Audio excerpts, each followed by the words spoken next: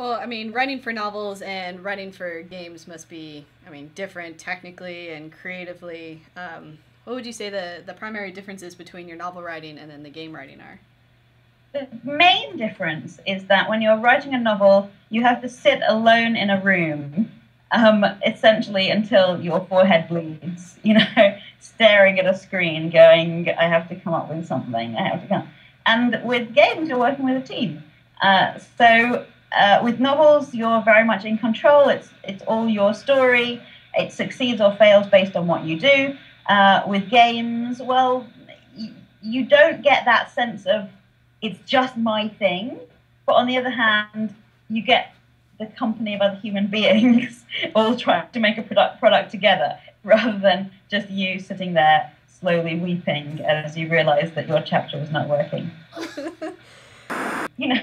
If you've never read a detective novel, why would you want to write one? If you don't care for romance novels, don't try writing them. No. And if you don't like playing games, then writing for games is not going to be your thing. So yeah, go for the stuff that you love, rather than trying to force yourself into the stuff you don't. That's good advice for life. So, David Varela and I, he was one of my co-writers on Perplexity, and indeed he's done a little bit of work on Zombies Run as well. David Varela and I teach a course.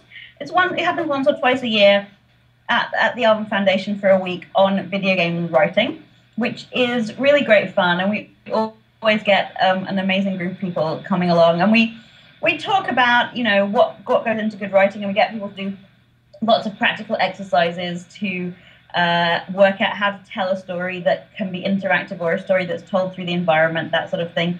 And we talk about games a lot, and we play games, and we talk about why games that we like work and why some games don't work and what works about them. So I suspect that in 100 years' time, there'll be video game narrative courses in universities, but for the moment, I think we're the only thing going in the UK on video game writing. Well, what kind of games does your course focus on? Is it usually iOS games, that like the casual games, or is it like console games? Is there a particular focus? We try to cover as broad a spectrum as possible. I mean, I do always say at the start of this thing that talking about writing for games is a bit like talking about writing for books, because they're just so broad that actually you can't cover everything you want to cover. But we talk a bit about console games, we talk a bit about casual games, we talk a bit about ARGs, we talk about wide games, the kind of games that you would play just with a group in the street, the kind of game that you might, even board games we've talked about, card games. So we try and bring a little bit of everything into it. But yeah, eventually I'm sure there'll be much more focused courses, but there's not the call for it quite yet. And do you have experience with the board games and card games, or does the other tutor bring that to the table? I have experience with playing them.